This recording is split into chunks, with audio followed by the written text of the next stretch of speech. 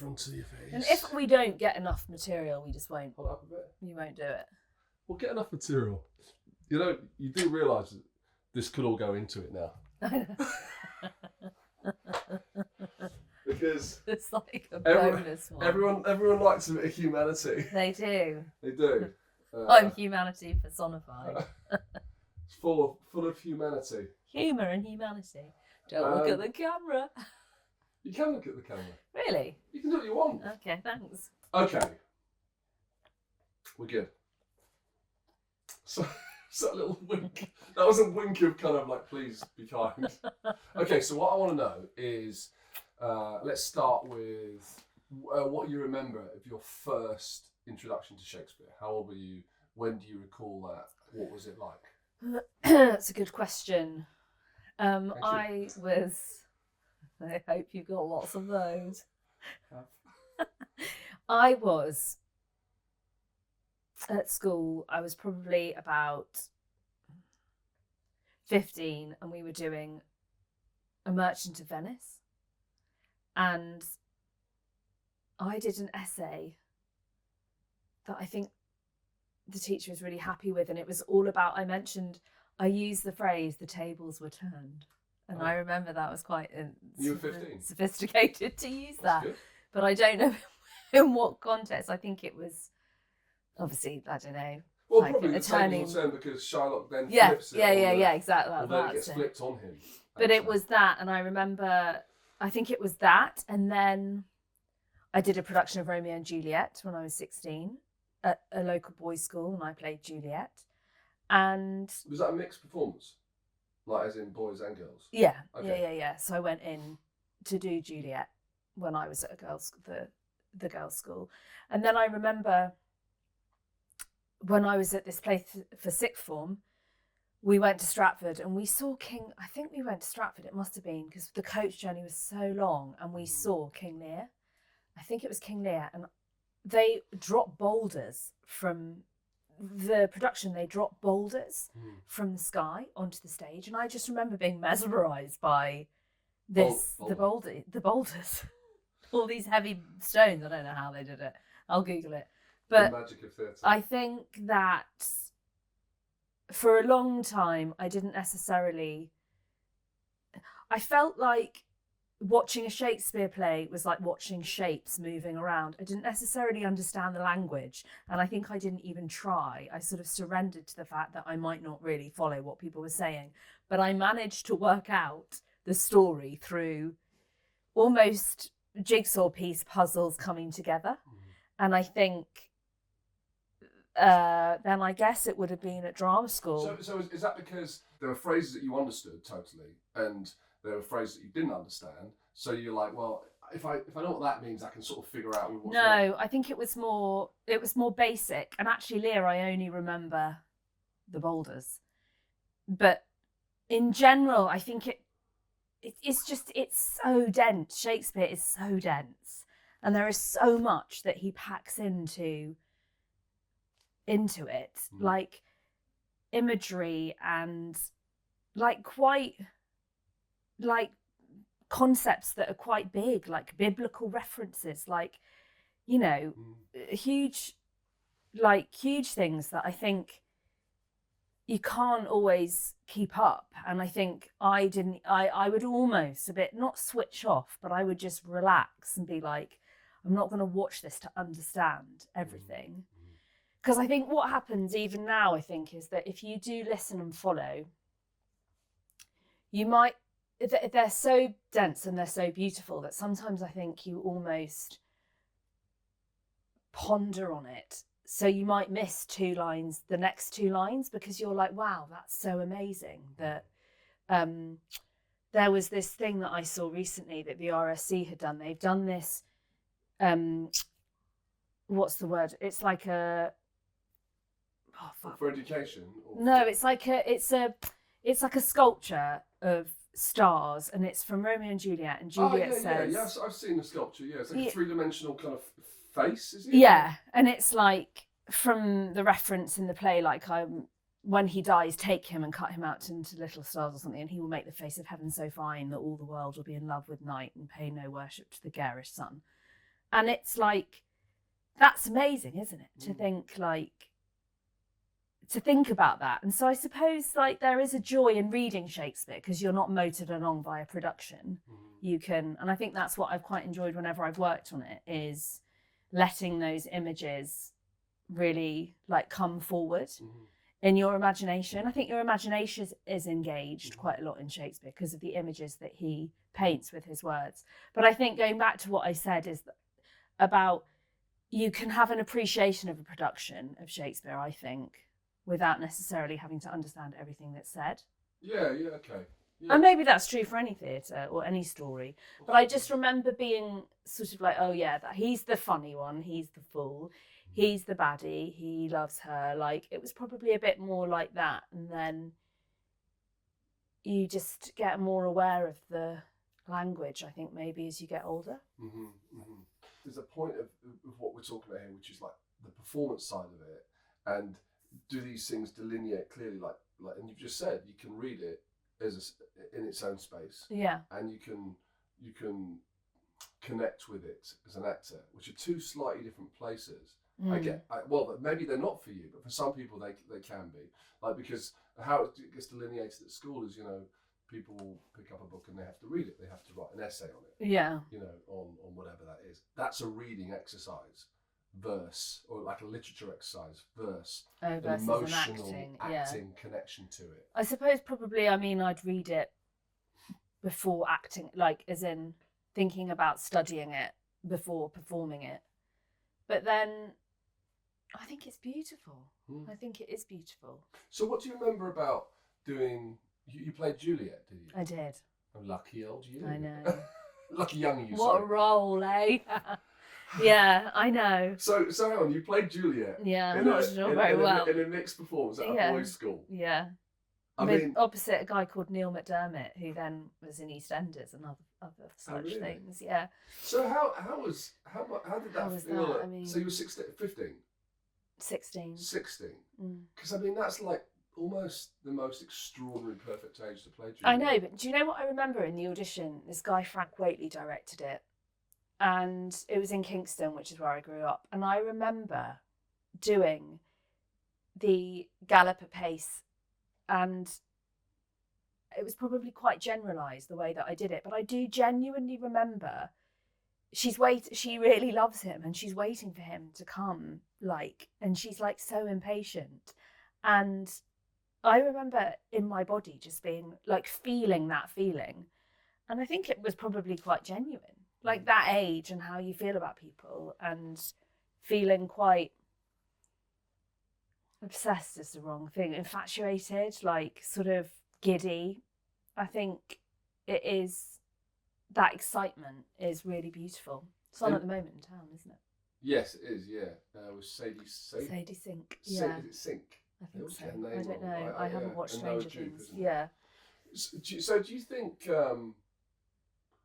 think you had the connection? This isn't about performance or anything else, because you were 16. Do you think you had the connection to really find what that was about? Because did it really speak to you at that age? I think it was. Yeah, I think it did. Although I feel probably mid-20s I would have been better. I think it did, in that it was just feeling so madly in love. But I think probably some of the language I didn't have a grasp on. And so then I don't know. So then you saw Leah, and then after Leah, Leah was at sixth form. Yeah, and then drama school we did. I remember this amazing teacher, David. Before you get to that, I want to know what because did you have to audition again with contemporary and what did I do? Shakespeare. I don't know. Classical. You don't remember? No. One man, two governors. That's not it. I mean, maybe you didn't have to, because you could have done Chaucer or something. Yeah. You didn't have to do Shakespeare. Oh, no. Imagine. Nuns Priest Tale. What would you do if you were doing a Shakespeare monologue now? Yeah.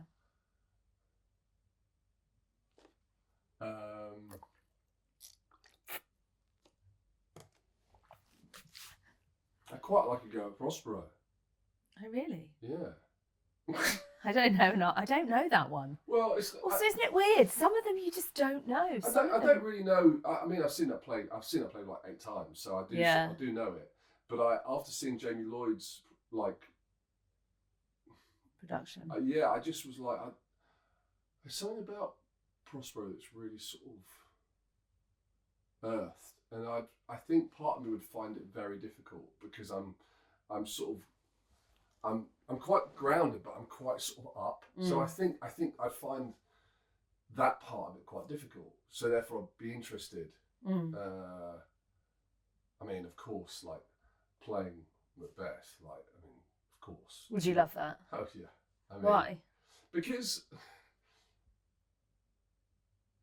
he gets lost along the way, Yeah. and there's somewhere really amazing to go. And someone said recently to me something interesting about the fact that he's the sort of like he's a head boy at rugby. You know, he's a head rugby player kind of thing. If you put him in a contemporary setting, I'm not that.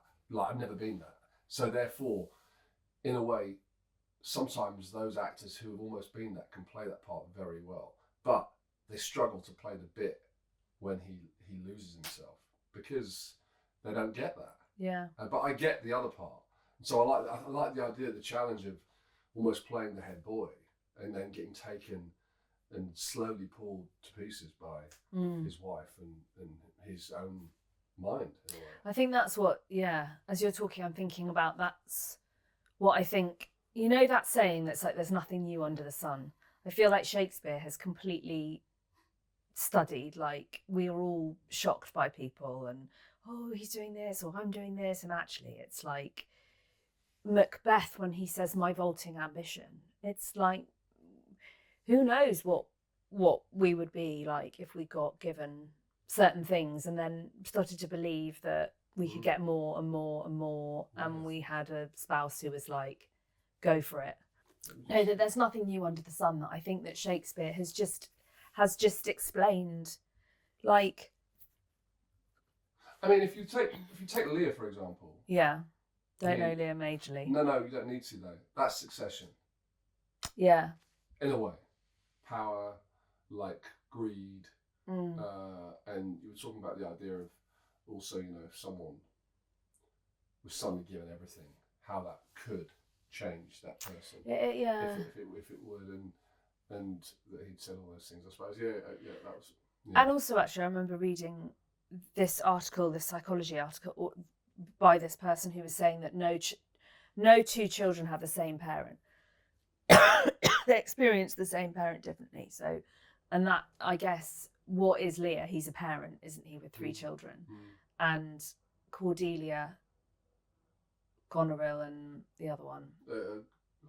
Goneril and Regan. She chooses not to. That's it. Regan, yeah. Regan.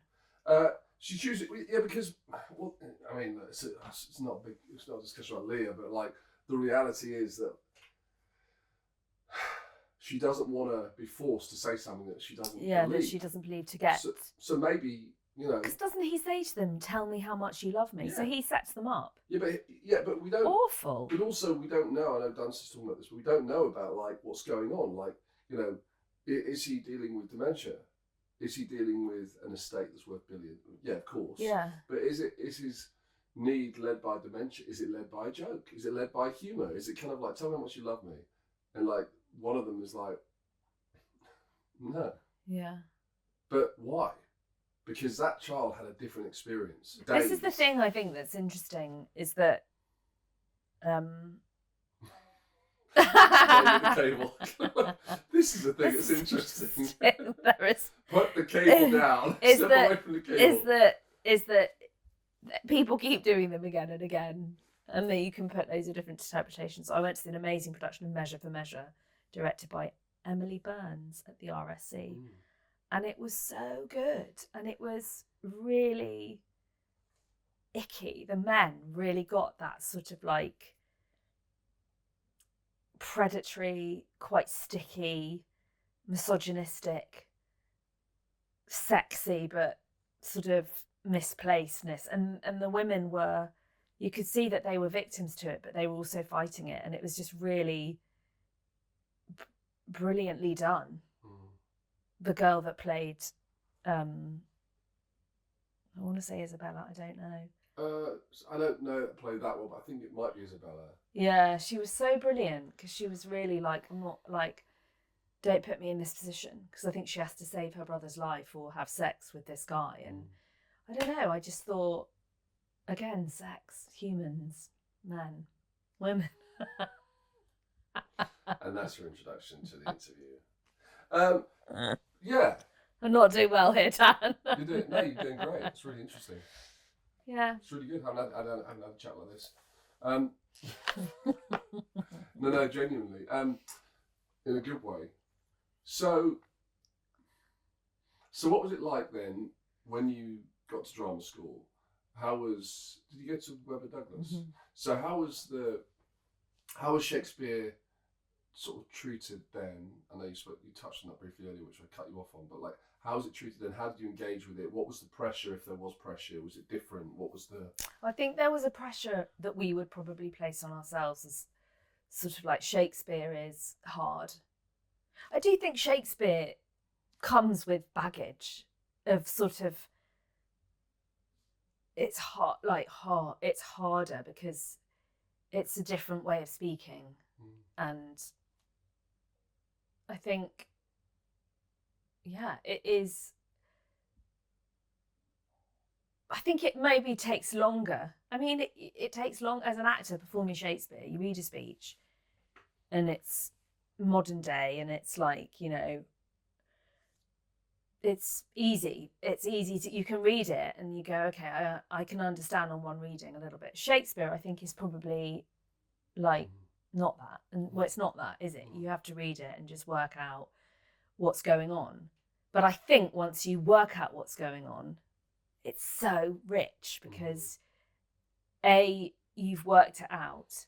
And actually I read this book called The Talent Code, and it's about your brain and the way your brain wires together. And it says that if you play a piece of music and there's a part that you struggle with, if you focus on that and you like repeat it and repeat it and repeat it and master it, that section will be the one which you've overcome will be the most enjoyable. And that's the bit that actually reveals something fresh. And I think that's what it is with Shakespeare, is it's like that it's hard initially, but I think if you do sort of connect with it, understand it, and then share it, then I think it's probably one of the most satisfying things to do. That's about doing the work and having to dig into the hard work. Because I think, isn't there I don't know. I mean, everyone wants everything to be easy generally in life, right? We'd like things to be just easy. Yeah. Easier. Yeah. And Shakespeare's not easy, necessarily. We can, the more understanding we have as performers, the easier it is to connect to it and to then be able to work with it and analyse it and pull it apart and try and figure it out. Because we get tools to do that. We learn at drama school, but the most tools come from after we've left drama school and we're actually working on a company and watching other people. Yeah. Watching people who are more experienced than us, people who've done it already, who've gone through that point, who also watched other people. Yeah. You know, so it's something that that can become easier, but speak to any actor who's in their sort of 60s and 70s and 80s. Who's done Shakespeare their whole life, they just go, oh, it's just as hard as it ever was. Because the more information you have, the more experience you are, the further you can go. Yeah. In finding some other truth that you never saw before. Well, how many times have you seen a play and you go, oh, shit, yeah, that's what that bit means. Yeah. And you've played the part, you never saw. Yeah. That. And it's not a critical thing, because that person probably didn't see that version either. But there's something we can find from listening to other people speak it as well. So I suppose, how important was your training in at least giving you a foundation or a set of tools in, you know? I think not so, I mean, a bit, but not not loads. I would say it's more me as a like, I don't know, I guess it's just throwing your whole self into it, using your imagination, going, what is this phrase? What is this? Like, what does when Juliet's like, gallop apace, you fiery-footed steeds, towards Phoebus' lodging, such a waggoner as Phaeton would whip you to the west and bring in cloudy night immediately. It's like, I don't know, like that sort of she's wanting, you can see it. I guess it's like the images that he creates, I think. So I'm not sure technically whether, I don't know. I struggle a bit with like the technical side of things. I know that people say that, it's like go up at the end of the line. And I know that there is a technical side of it, but I think I don't necessarily like gravitate towards that approach. But so then that's fair. And then would you say that the training you did with voice and breath was that helpful to you? Yeah. I think you need that. You need to have enough breath to because these phrases are so long. Yeah. I think technically you have to, and also if you break them up too much, it's quite hard to follow. So I think, there is in doing it. Yeah. But I haven't done Shakespeare in a while, so I'm probably a bit. Yeah, but that's okay. So was your first experience the Nick Heidner one professional? No, I did Henry V. Okay. Playing the boy and Princess Catherine. Right. Yeah. Wow. You've had some good roles. Yeah, I know. So what? Oh, I love that one. That's a great. Yeah. That's a great couple of roles. So what was that like for you? How old were you then? That was me. That was great. We did a tour all around the UK, and then we came to the Riverside Studios, and at the same time we were doing Playboy of the Western World, which was an Irish play, which is totally different. But yeah, that was great. I like the French doing the sort of Princess Catherine, and I like the boy. Yeah. But I think when I did Hamlet, I remember sitting in that with Nick Heidner at the National and sitting there and thinking, these are like the top of the top actors, and it's amazing to just hear it handled in that way, because it is about, although we say Shakespeare's hard work, the skill is to make it very easy and effortless. And Rory Kinnear playing Hamlet, all of the long speeches, I remember we were all sort of watching him do that and blown away by the fact that he had made it like effortless, and we were like, oh, that's what that means. That's what that means. And then Claire Higgins playing Gertrude, who was so fiery and sort of on the edge, and there was all of this stuff bubbling under, and she was so freaking strong, and then also completely manic and anxious, and it was all just delivered as if she spoke that. Like none of it was put on. And then the late James Lawrenson was the ghost and Hamlet's dad, the ghost and the player king, and he was just so gentle with it, and he was like a storyteller. The way he spoke, it was sort of just, it would fall out of him. He wasn't sort of trying to keep up with it. So. And how did it feel to be like in that production? Like, what was that? Yeah, how did it feel for you? Just like, the best ever. So good. Just because you're just like with the best people. So it's like, I always think if you were like a violinist, you would want to be in an orchestra with the best players, because then you all come together, and it does like ignite you, because you're looking and going, oh my gosh, that's, you can tell when people are really great. They're really relaxed and they're free, and it's not stressful. And I think it was amazing to watch Nick Heidner, because he's so articulate. He's able to portray exactly what he needs really clearly, and he's just brilliant. So yeah, it was a real joy to be in there in the room. And what did you find out about Ophelia in that production for yourself?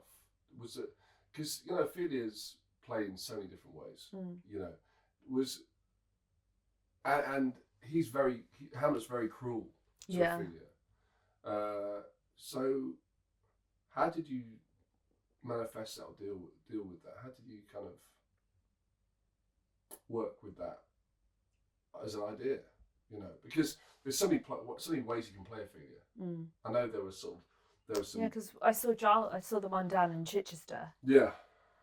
She was amazing. I don't know who she was. I can't remember her name, but she was great, and the mad scene was like visceral, and she was in her body, and she was sort of like almost sort of like animal like on the floor grasping at things, and the flowers felt really part of that because she was actually handing out these flowers. I mean, I know for me the mad scene was a gift because it was boundaryless in a way. It was sort of like you can bring to this whatever you want. And I think for me, I thought that, I guess for me, my approach was that instead of seeing her as mad, she's just really angry. I think that's fair because I think that like historically she's painted as mad by the patriarch. Yeah. It's like, oh, she's just a mad girl. Yeah. But like what he does to her is so awful. Yeah. The way he treats her is so awful. So I think that makes sense. I think also she loses her dad. He murders. I mean, it's bonkers. Her brother goes, and then she gets set up to trap the guy that she loves. He then rejects her, and then he murders her dad. And then, I mean, she's on her own, and I feel like she can't trust anyone. And I just feel she's like, fuck you all. Like, fuck you all. I think that was the like motor. And so I think it was sort of like, how can I shock? How can I take my space and take my power back and be like, I'm going to sort of just express this rage.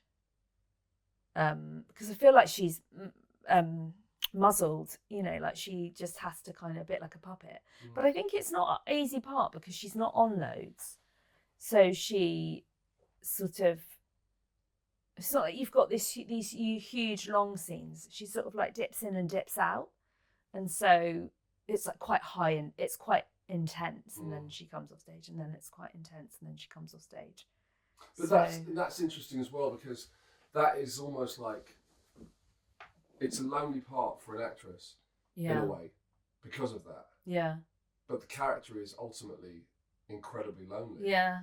And I think there's a really interesting sort of like juxtaposition of the actor and the character in that play, which we see in some of the other plays as well. Where people go away and come back at the end, and it's like, Laertes goes off, doesn't he? When he comes on. Yeah. And so in a way, that's a really hard part. Because actually what he's got to come on with is the fact he's been away and he's come back and heard all of this stuff. Yeah. Where do you even, where is that even, I suppose you just have to let it happen. I think with Ophelia, you just have to sort of like let it all happen.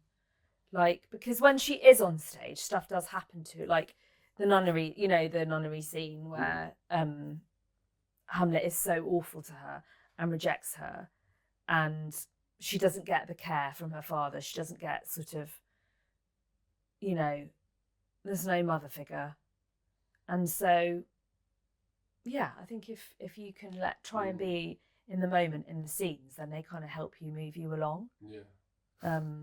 What was your, post being in that production, did you ever have you thought about Ophelia again? Like, have you kind of like, who's that character kind of like resonated at different times? Like, maybe that's actually what I should, or what I could have done. Not should have done, could have done. This is a different version of her now. Yeah. Like, has there been things, or has there been anything that you've kind of just seen in life and gone, oh, I actually see that now, or I see how that could be this this trait that she has to go through. No, but I think that in doing the mad scene, I think if you, as an actor, I think sometimes you do get given like parts which are like gifts, or they have a scene which is like somebody just saying, like, go, like show us, not show us what you've got, like show us what, yeah, just like you can go there, you can really like unbutton emotionally in this. And I think for me that was a gift, because I think I had, as Ellie at that time, the need to probably express something. And I think it was very helpful to be like, I can express a grief that I was carrying from my life, that I was like, I can do this here. And I think that was cathartic. And I think in things I've played since then, I've noticed, oh yeah, actually, to have, because in the production, you know, she comes on, she was pushing this shopping trolley because we were like, well, she's, you know, she's gone mad, she's playing mad, so she's now pushing a shopping trolley around the castle full of stuff, and she's handing out like Barbies and toys to random people. And then at one point she takes off her t-shirt and she's in a bra with these trousers, and she's kind of trying to shock everyone. And then she's also written a song, so she comes on with a ghetto blaster and she plays the song, and she is performing that, and then she sort of collapses on the floor, overcome by it, but by the grief. And I think it's like there was a lots of, yeah, it's like bonkers, but it feels quite free. It feels quite free.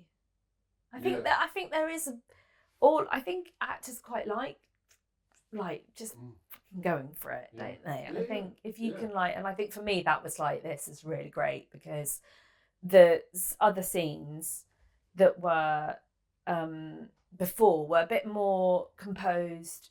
She felt quite young, she felt quite victim, you know, she was subservient to her father, she was quite muzzled with Hamlet. And then the mad scene, it's like, I was like, fuck you all. That's how I, you know.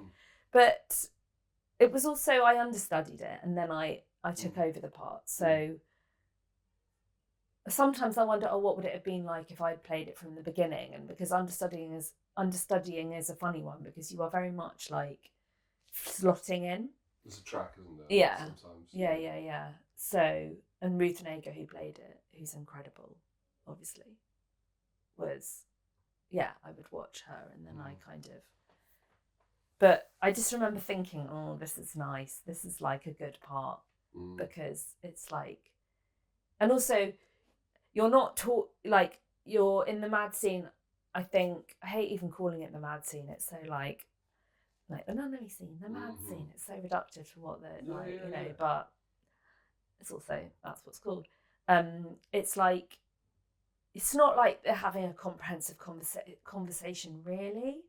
I think she's driving it, and so that feels quite cool as well. Like, they're trying to get through to her, like, what's wrong with you? Like, stop her, help her, please help her. And she's kind of like, you know, and that's nice. It feels unusual in a way. Yeah, actually, yeah. I mean, up until really maybe the last 20 years, there's not very many female roles where there was that. Sorry, it wants to turn you away when you lift your legs up. It does. But where you wouldn't get the opportunity, Mr. Bond, where you wouldn't get the opportunity to be that expressive with something that's going on deep inside. Yes. Your psyche. Yeah. So that's kind of cool. I mean, what amazing thing to have played. Sort of. Yeah, it wasn't. I forget about those really important, really incredible characters. Who would you like to play? Oh my god! I mean, I'd love to do Juliet again, but maybe that's ship sailed. Not necessarily. I did audition for a production of Lady Macbeth, and I remember thinking, oh god, I don't know if I could do this, because it's quite dark. She's quite dark. Yeah. And she summons, like, you know, she's quite dark. I just remember thinking, God, who would I like to play? I think Viola's a good part in 12th Night. God, who else? I don't know. I don't know. Desdemona. Yeah, Desdemona. Much Ado About Nothing. I'd love to be a Beatrice. Oh, okay. A Midsummer Night's Dream. Oh fuck yeah, Hermia. Any of them. Midsummer Night's Dream. I love Midsummer Night's Dream. It's great, isn't it? I love it. You knit of hindering not grass made you. Don't know that one. Do you know what? Just as you're talking, I'm thinking. So I've just booked to see Midsummer Night's Dream at the Globe. It is bonkers that these plays are done again and again, isn't it? A little bit. If you think about it, Yeah. that there's a canon of plays that just.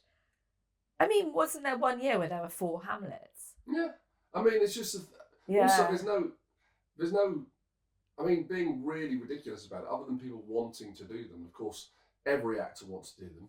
Every director wants to do them because there's a sort of mark of kind of like achievement, which is still connected to Shakespeare and the canon of work. But also, you know, there's no rights to pay. Oh, is that why? It doesn't cost anything. I mean, it costs a lot, but it doesn't cost any money to you don't have to. There's no rights. There's no license. So therefore, and also because they're so fucking brilliant. Like, actually, do you know what it is as well? I think it's also because they are long. And I think we've now got to a point where. So I've just did Summerfolk at the National, a Gorky, an adaptation by Nina Rain and Moses Rain, amazing.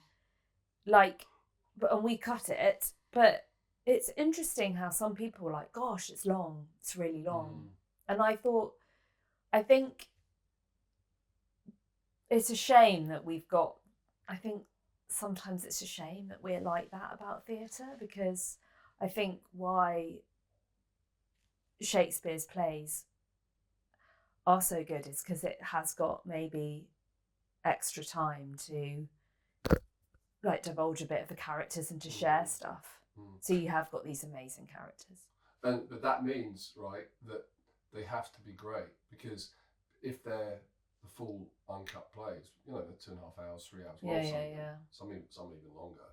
Like, the work has to be done, because otherwise, if it's boring, you know.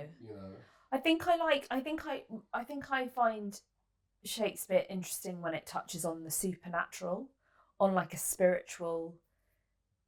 Which is massively ironic after what you just said about Lady M. I know. As well.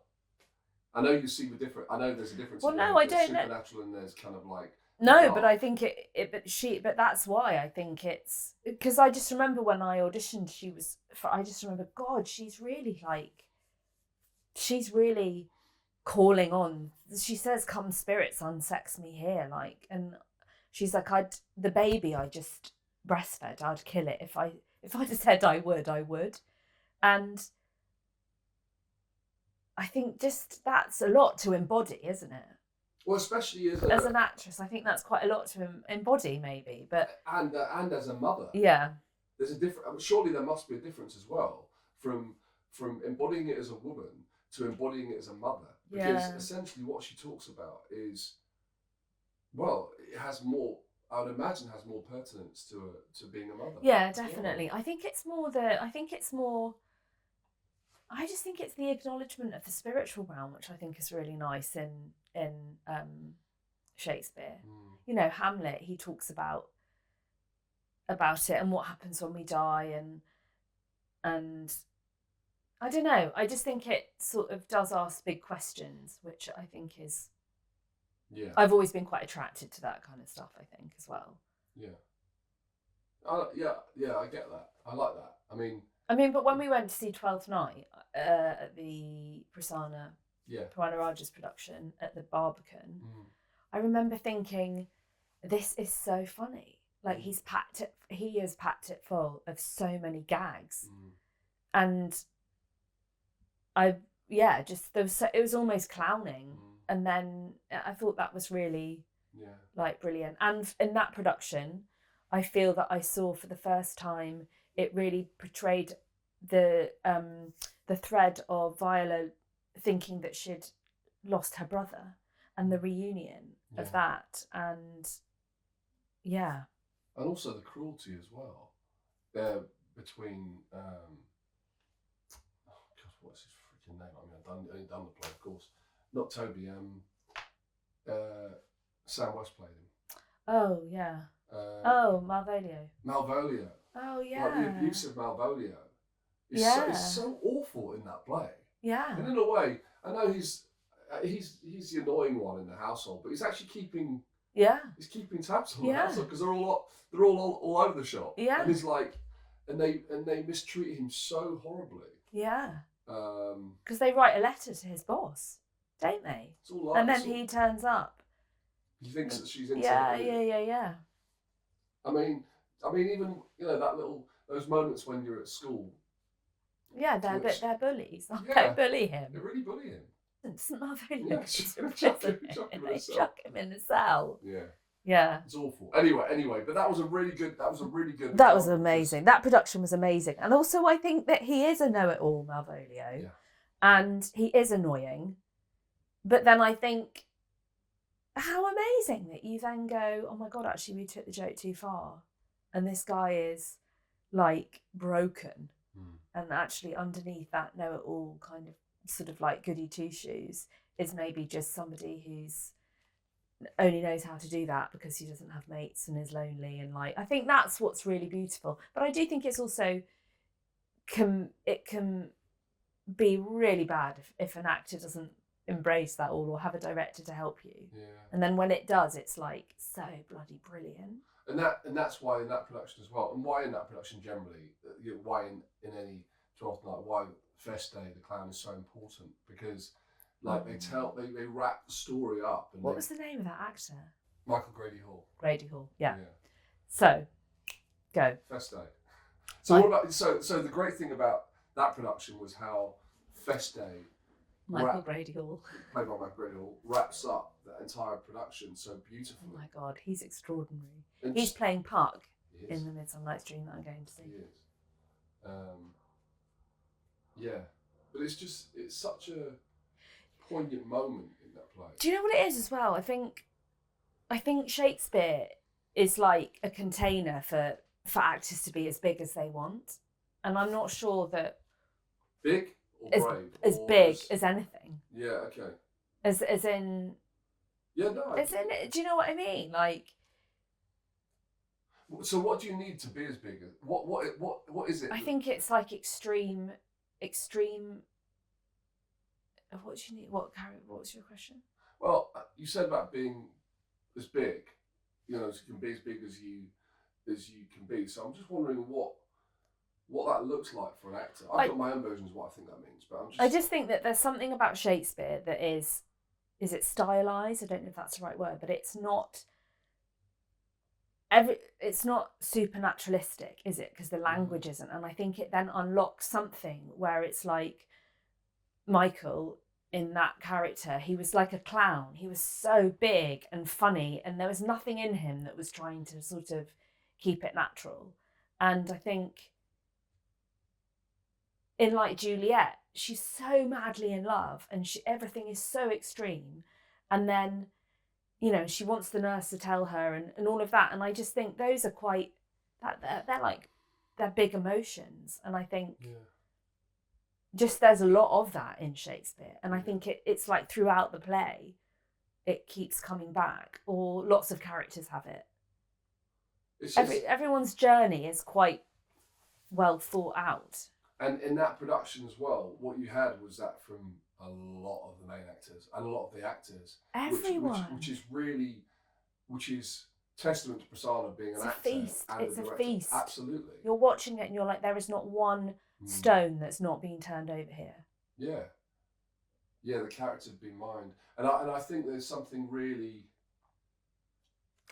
going to what you're talking about, it feels to me that thing is the big thing is also to do with being totally available, like literally going, well, I'm going to be absolutely open here. Yeah. And if I do that, then the audience are all in. Yeah. Because you allow us in, and the worst versions of those are where you don't allow anybody in, right? Yeah. So the audience is kind of like, I'm not sure how to feel when they're watching a play. But is it because the situations are extreme as well? Like Juliet, she's so vulnerable because she's like, I love him. Oh my God, I love him. And I'm not meant to, but I do. And then, Viola, she's like shipwrecked. She thinks her brother's dead. She has to dress up as a man to go and work for this guy who she loves. She falls in love and she can't tell him because she's dressed up as a man and he loves someone else. And she has to go and and when he says, "Oh, you don't know what love feels like," she's like, "I do. I know exactly what it feels like because every day, have you not done that every day where you're in love with someone and you're like, they don't know and I have to see them every day." Yeah. And it's like, yeah, awful. yeah, It's like vulnerable situations. it's torture. Vulnerable. Yeah, awful. But I think that's what it is it's like they're quite, I think vulnerability is the fucking key, man. Well, that's what I mean. It's about it's about being exposed and being vulnerable. Like, and you know, Like Malvolio, putting himself out there in the garters and the socks, and then like humiliation. That is humiliation. Yeah, isn't it? Yeah. Ferdy Roberts, when he did 12th Night with Filter, he did that, and he's wearing little budgie smuggler yellow sort of swimming trunks almost. Yeah. Socks, garters, yellow football socks, belly out, back. Oh my God. And the thing is, the response from like younger people when they came to that was like, ugh, ugh. But you know what? The thing about that is all those things are very normal for young people to do, but what they're getting is how much of a risk he's taking. Yeah. And then when it all backfires, they understand what that level of bullying feels like because everyone gets bullied at some point. Yeah. And so it's really important to play the truth of it. And that's kind of what Prasanna's production did actually. Yeah. Really, really truthful and really just open and sort of like welcoming in a way. I mean, it helps that it's a comedy in its own way, but actually, it's not really a comedy. It's one of the comedies. But I don't know what it is. It's not like, really that funny. It's really fucking dark. Yeah. I mean, it is funny, but it's funny because it's so wrong. And it's also sort of everyone loves the wrong person. Yeah. Don't like. It's fast. Yeah. At points. Which is quite like life sometimes. Yeah. So. What's a good Shakespeare? What's on your list to see? What if you could see like a Shakespeare production? What would it be? Right now, I'd actually like to go and see Robert Icke's Romeo and Juliet, just because. Let's go. I want to see that. I can't afford it. I'm not going to spend 120 quid on a ticket for an average seat. And I think that's sad. Yeah. If I can't afford to do that, really. I mean, I can afford to do it, but I can't afford to do it. It's just insane, really. And it's great that those productions are happening, and I get all that. And I think he's really brilliant, Robert Icke. Most of the stuff I've seen, I've really enjoyed. And it'd be interesting to see those two actors play it, even though actually now what you're talking about are actually older. Yeah. But in my head, they're kids, so kind of like I do love Romeo and Juliet. Me too. Whenever I watch Romeo and Juliet, I kind of go, "Oh, maybe it won't happen this time." Yeah, really. Maybe that should wake up. Maybe that. Yeah. Do you know what I mean? I always feel that when I watch that play. I'm always like, "Oh, well, maybe," because it feels so believable that it's just gonna not happen, and then it does happen. And I think it just captures that first love, that feeling that it's like nothing else matters, that you do go a bit mad.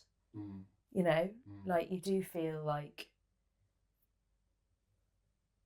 you can't breathe without that person. What does Shakespeare? What does his work offer us? Do you think, as as a society, as actors, as people, as whatever context you want, really. At his best, what does he offer you? Well, I think people feel a familiarity with him, which I think it's quite nice to have that in. If you think about the industry, in the theatre industry, you've got classic plays next to new writing, and I think you have to have both. I think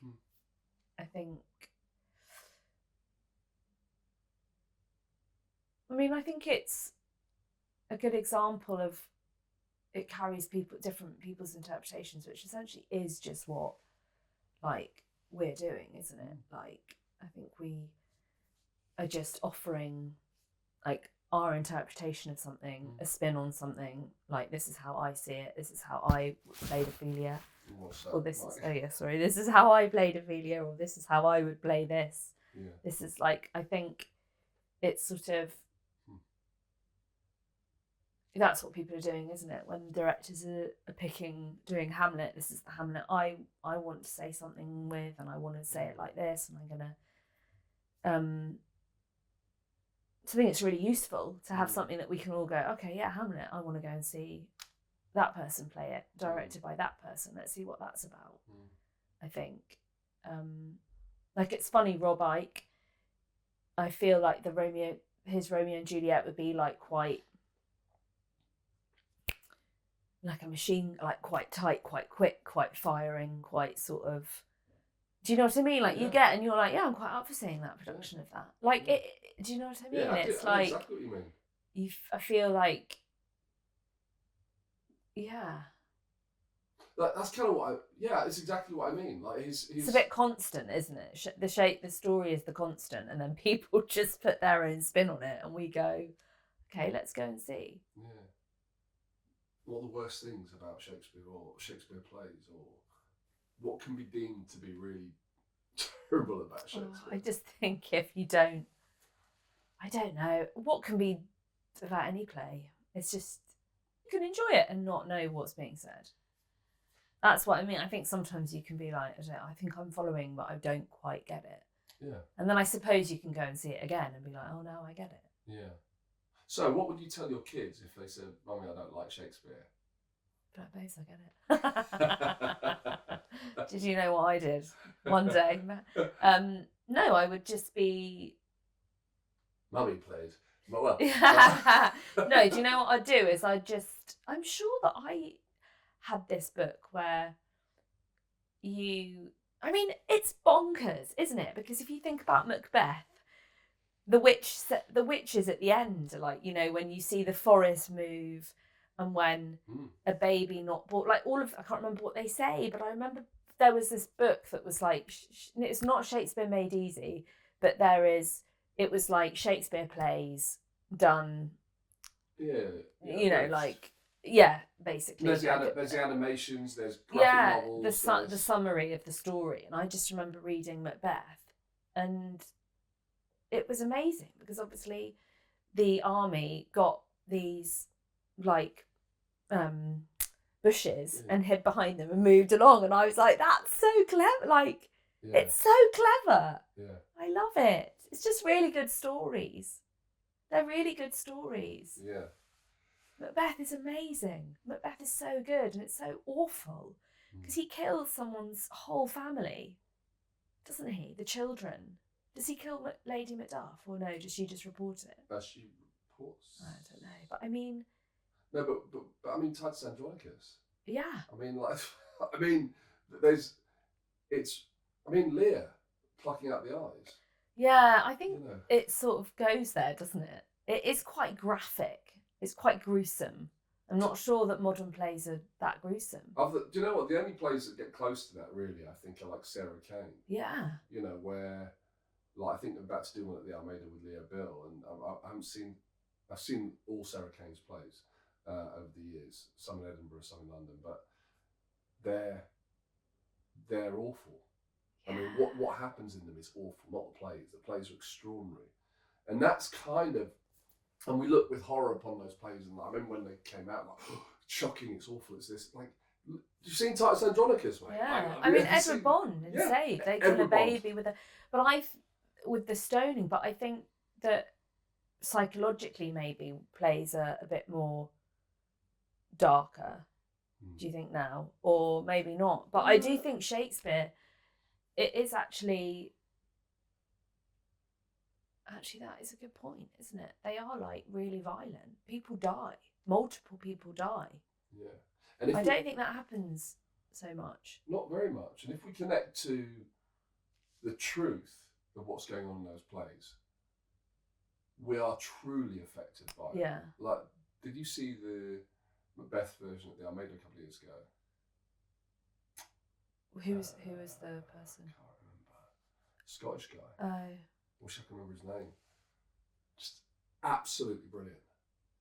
And famous. Oh, James McArdle. Yes. And Yeah. who played? Saoirse Ronan. Saoirse Ronan. Yeah.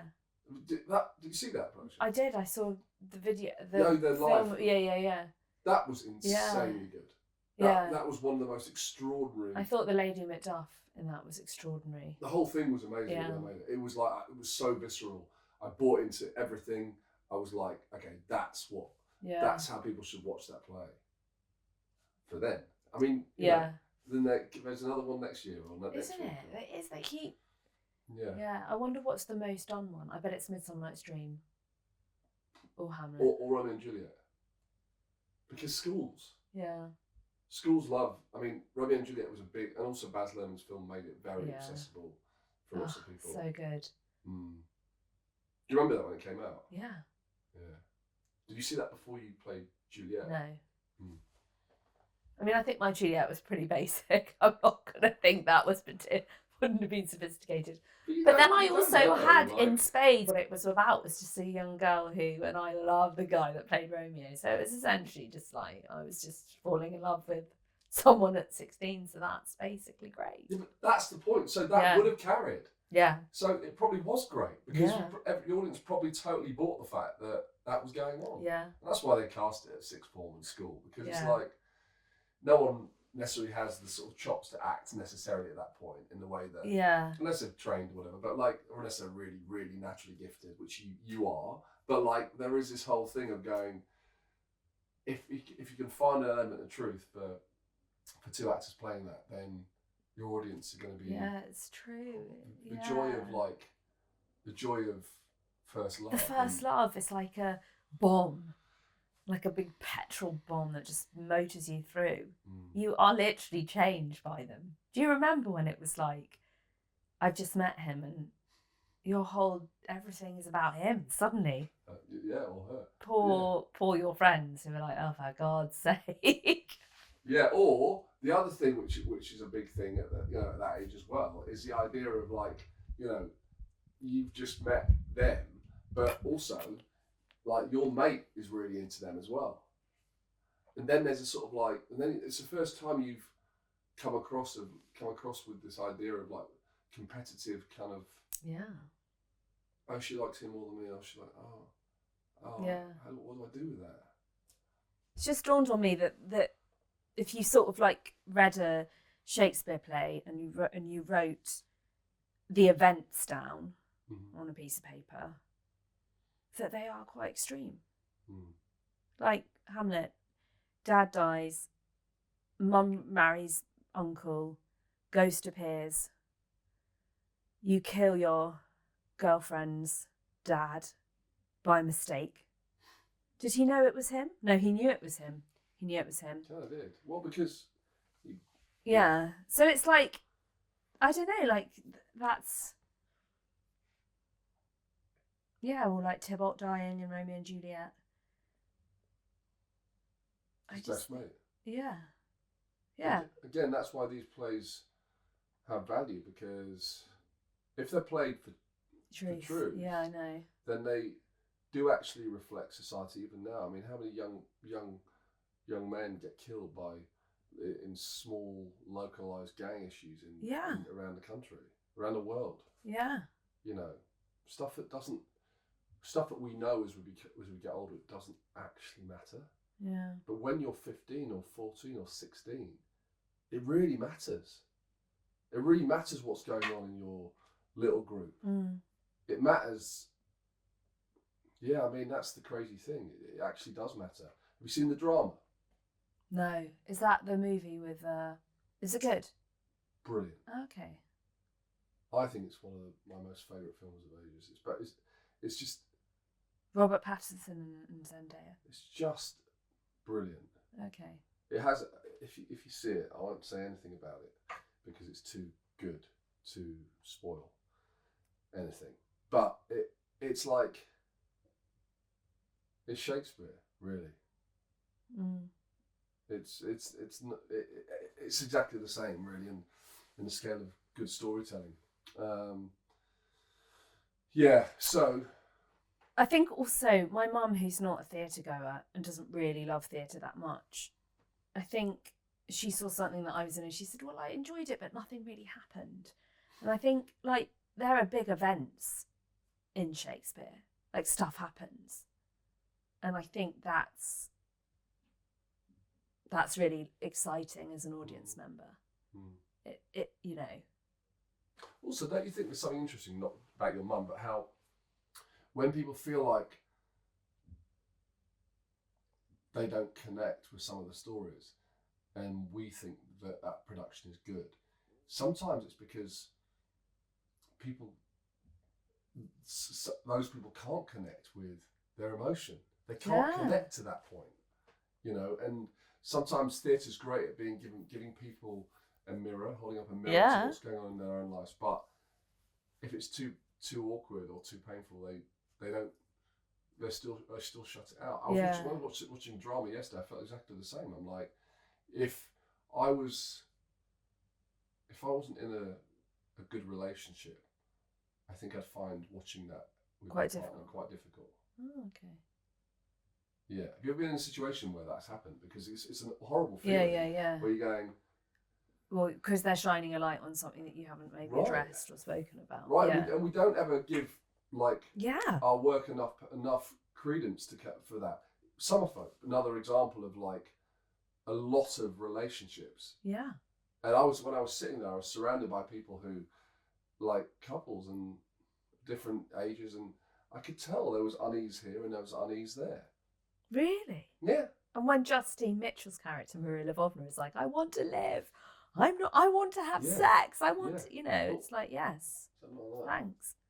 She falls in love with a much younger man, and she's like, it doesn't make sense in my head, but I just want to live. I want to have sex. I want to be loved. I want to experience this. I'm going grey. He probably thinks I'm, nutty, but he doesn't. He says he loves me. And I guess also I think it's this thing of we equate risk-taking and jumping off a cliff and going for it with youth. Mm-hmm. And I think, why?